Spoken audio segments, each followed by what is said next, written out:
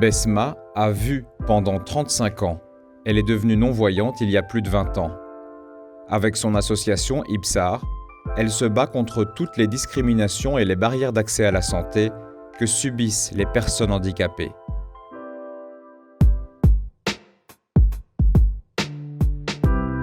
Nesmak, le podcast de Médecins du Monde en Tunisie. Épisode 2, Besma et les bleus de l'âme. Donc, je vais m'arrêter à ce niveau-là et après, je vais passer la canne de l'autre côté. Et elle détecte que la matière n'est pas la même, donc ça veut dire que c'est pas safe pour moi. Donc là, vous êtes où là ? Là, je marche sur un gazon. Je me dis que je passe par un jardin quelconque. Pourtant, on est sur un trottoir. C'est pas des trottoirs. On peut pas les appeler des trottoirs. Je sais pas, c'est quoi la définition du trottoir ? C'est généralement un aménagement quelconque qui rend l'accès possible pour les piétons. Et là, on a tout sauf un accès possible. J'ai vécu 35 ans avec la possibilité de voir et ça fait maintenant plus de 20 ans que j'ai perdu la vision et je peux témoigner des deux mondes. C'est vraiment pas agréable d'être handicapé en Tunisie. Avoir un handicap, c'est généralement souffrir d'une stigmatisation tout d'abord, souffrir aussi d'une discrimination au niveau des services. Les services ne sont pas accessibles pour le handicap. L'infrastructure n'est pas adaptée pour que les personnes handicapées puissent bouger en toute autonomie. Des fois, on peut accéder à un lieu, mais on ne peut pas vraiment circuler tout seul si l'espace n'est pas vraiment aménagé, s'il n'y a pas d'instruction sonore ou en braille. On pourrait peut-être arriver au bureau de vote, mais ne pas pouvoir mettre cette feuille de vote dans le box, c'est terrible pour moi. Donc, le quotidien de la personne handicapée, c'est vraiment galérer pour avoir l'information, galérer pour arriver à l'école. On dit, d'après l'OMS, qu'il est 15 fois plus difficile pour les personnes handicapées d'accéder au transport, parce que les transports ne sont pas aménagés. Et si on n'accède pas au transport, on ne va pas aller à l'école. On ne va pas aller à l'école, on ne va pas avoir de travail après.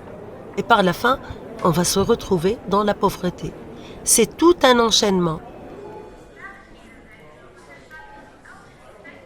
Par rapport à l'accès à la santé, le manque d'accès à l'information est une forme de violence. Pour moi, handicapé visuel, il suffit de me dire « je suis X, l'infirmière » et je vais par exemple vous demander de m'attendre 10 minutes avant de passer voir le médecin. Donc il y a des petits détails qui ne paraissent pas importants, mais qui sont super importants pour moi. Et c'est ce qui me rend, je ne suis pas vraiment très chaude à aller à n'importe quel service de soins. Et il y a autre chose, quand on va dans ces centres de soins, on est accompagné par une autre personne. Il suffit de dire que j'ai un handicap visuel et automatiquement, le médecin ou l'infirmière s'adresse à la personne qui m'accompagne. Et je deviens invisible. C'est des petits détails qui ne paraissent peut-être pas importants, mais c'est une violence. Moi, ce que j'appelle les bleus de l'âme. Si on parle de santé sexuelle et reproductive, dans les centres pour les personnes handicapées, il n'y a pas d'éducation à la sexualité du tout. Donc il y a des gosses qui rentrent peut-être à l'âge de 4-6 ans et qui peuvent rester là-bas jusqu'à l'âge de 30 ans, sans entendre parler d'une vie sexuelle. Il y a des filles handicapées visuelles qui me disent « je ne sais pas si j'ai eu mes règles ou si j'ai des fuites quelque part ». Donc elles ne savent même pas c'est quoi les règles et à quel âge elles peuvent les avoir et personne ne leur en parle. Il y a des personnes qui ne savent pas qu'il y a des moyens pour la contraception. Il y a des personnes qui ne connaissent jamais les pilules. Elles n'ont jamais entendu parler des préservatifs. Donc la sexualité, c'est comme si les personnes handicapées étaient asexuées. On n'est pas censé avoir une vie sexuelle et du coup, on ne pense pas à offrir ces services. Et c'est pour ça que je dis qu'au niveau des écoles, ça devrait être amélioré. Ça veut dire que une personne handicapé n'a pas les mêmes droits d'avoir des enfants, d'avoir une famille, par exemple, d'une certaine manière, si j'ai bien compris. C'est Oui. ça. Pour nous, ces personnes ne vont jamais se marier et ne vont jamais avoir des enfants. C'était le 2 septembre 2021. J'allais au théâtre. Il y avait un trou grand ouvert par le télécom et je suis tombée là-dedans. J'avais mes jambes qui étaient trempées presque jusqu'à la taille et il y avait mon sac qui était plein d'eau et avec la main droite, j'ai appuyé fort pour ne pas vraiment tomber dans le vide. Il y a un monsieur qui m'a dit un jour, j'utilisais ma canne blanche et j'allais comme ça, bien fière et tout. Et il est rentré dans la tête d'une vache. Il y avait un boucher et il m'a dit, je me suis retrouvée à embrasser la tête d'une vache. Le trottoir, ça appartient aux marchands ambulants et au café. Et du coup, vous êtes obligé de descendre dans la rue. Et c'est vraiment très risqué et très dangereux. Le grand obstacle sur le trottoir, c'est ce que j'appelle comme le seau renversé là. Il y a des trucs qu'on met pour empêcher les voitures de se...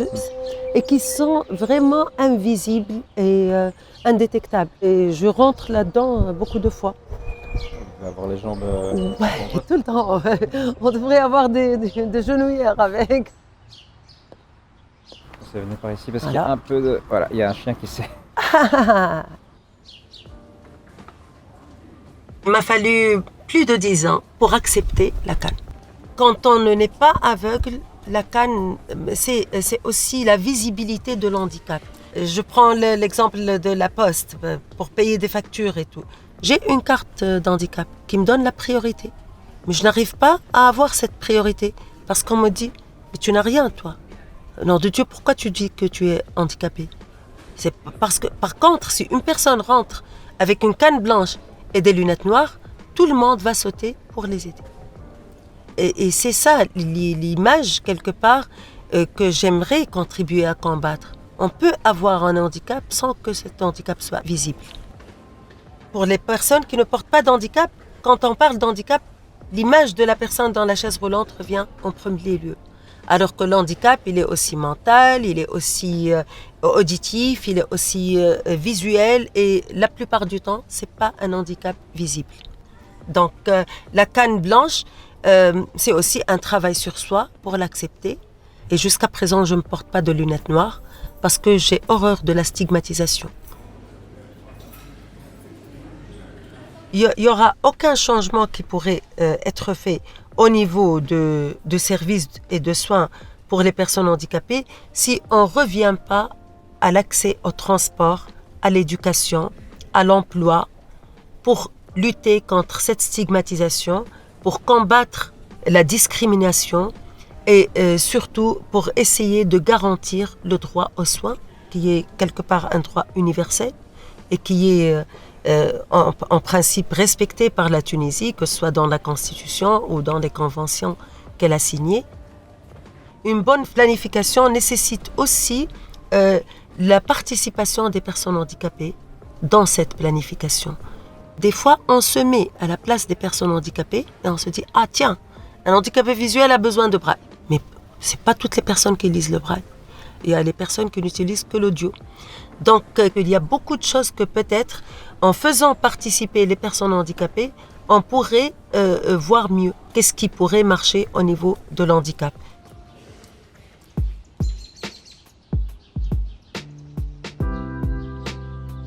Il y a une voiture qui est garée devant nous, là, sur le trottoir. Oui, c'est tout le temps, c'est le quotidien. Et vous vous sentez comment quand vous rendez compte de toutes ces choses-là?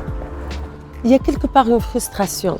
Parce que moi, je menais la vie, je voyais bien, je bougeais, je ne faisais jamais attention à ces obstacles. Et cette frustration, quelque part, elle est le carburant de tout ce que j'essaie de faire. Et aussi donner de la voix à notre souffrance. Alors attendez, venez avec moi, on est chez Médecins du Monde, là, on va retourner. Ah, là, par exemple, je connais maintenant que si j'arrive au niveau du marbre, je vais marcher, je vais trouver une marche, et puis un paillasson, et puis 2 marches.